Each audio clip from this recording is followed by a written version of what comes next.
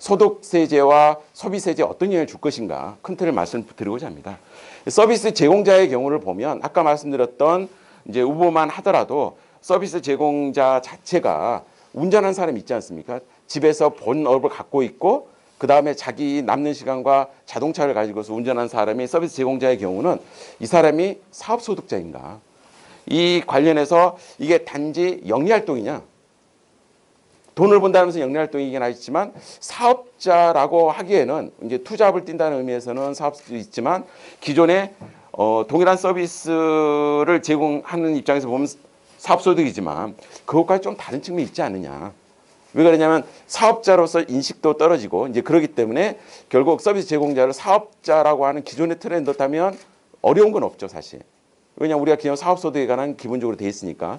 물론 사업소득을 봤을 때는 규모가 작기 때문에 거기에 대한 세금에 대한 인식이 낮으면 뭐 세금에 대한 서식을 비롯한 세무행정적으로 편의를 제공할 수는 있긴 합니다만 이 개념 정리를 할 필요가 있고요. 그 다음에 이제 중개 서비스 제공자가 등장합니다.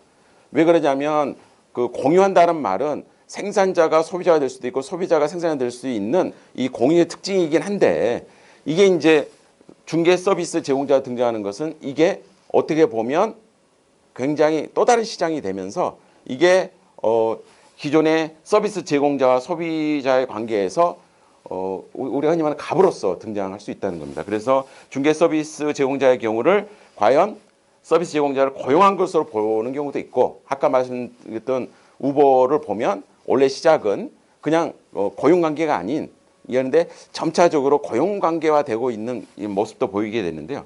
아니 이제 그게 아니라 독립적인 사업자로 볼 수도 있고 여기에 대한 걸 생각한다. 우버도 그렇고 에어비앤비. 근데 에어비앤비는 조금 달라요. 왜 그러냐면 주택 소유자가 임대용을 제공하는 거라서 이거 에어비앤비 같은 경우에 있어서는 임대차에 대한 수수료 수입을 회사가 가져가긴 하는데 아무래도 회사와 그 우버 운전자와 관계에서 주택 소유자와 에어비앤비의 관계는 약간은 다른 것 같다라는 부분을 소개를 했습니다. 그 다음에 소득이 파악이 어려워. 물론 이제 결제 수단을 어떻게 하냐에 따라서 결제 수단을 예전에는 페이팔이나 요즘은 여러 가지 뭐 제로페이를 시작해서 여러 가지 결제 수단이 나오고 있지만 결제 수단이 결합이 돼서 과세율이 넘어오면 소득 파악은 어렵진 않거든요. 어렵진 않은데 그래서 중개 서비스 제공자가 사업자의 틀에 들어오지 않으면서 그 소득을 어떻게 파악할 거냐 문제도 나타나는 문제이긴 합니다.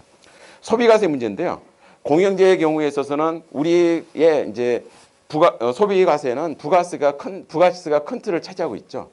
부가세가 큰 틀을 차지하고 있는데 우리는 공급자와 공급받는 자 두 사람의 경우 원칙적으로 사업자를 전제로 하고 있는데 사업자를 잘못 찾아가는 경우에 있어서는 매입세 불공제 등을 통해서 세금계산 제도를 유지하는 틀을 가지고 있습니다. 근데 이거를 보시면 중개 서비스 제공자 그러니까 결국에 생산자와 소비자 공급하는 자, 공급받는 자 구조에서 제3자가 등장하면서 이 3자가 지위가 뭐냐에 따라서 그 거래가 공급하는 자, 공급받는 자 그 가운데 있는 그 서비스자를 통해서 갈 수도 있고 아니면 중개서비 자체가 하나의 용역 제공이 될 수 있는 거고요. 이와 관련해서는 이제 국제적인 거래와 관련된 2014년과 2018년 부가세법 개정이 있었습니다. 어떤 거래였느냐? 이게 이제 디지털화되면서 전자적 영역이 이제 문제가 됐던 겁니다. 이 전자적 영역의 경우에 있어서는 국내에서 이루어진 전자적 영역과 그게 아니라 해외에서 여러 인터넷을 기반으로 해서 서버는 해외에 있지만 국내에 전자적 영역을 제공하는 경우에 과세 문제. 그러니까 이 부분은 국내의 문제뿐만 아니라 어떻게 보면 공유경제 소비과세 문제는 국제적인 전자적 영역이라는 이름으로 공급이 되면서 과세 문제가 됐다는 거죠. 그래서 2014년 12월 23일의 경우에는 해외 사업자나 중개 역할을 하는 해외 오픈마켓 사업자의 경우가 납세의무자가 되는 것을 명확히 하는 법 개정을 했고요.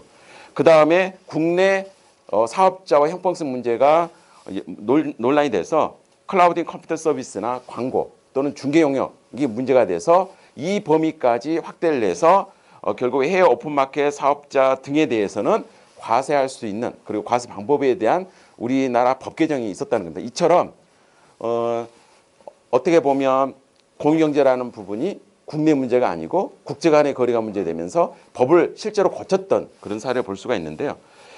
현재 부가치세 관련해서는 뭐 노영호 박사님이 부가시세 문제를 하면서 개별 소비세 별도의 세목 신설 부분도 이야기를 합니다. 뭐 저는 개인적으로는 긍정적이라 보긴 하는데 이처럼 여러 가지 가치 창출에 대해서 소득뿐만 아니라 소비가세에 관한 어떻게 보면 지방 소비세 부분 이야기도 연결해서 나오고 있는 부분을 소개해 드렸습니다.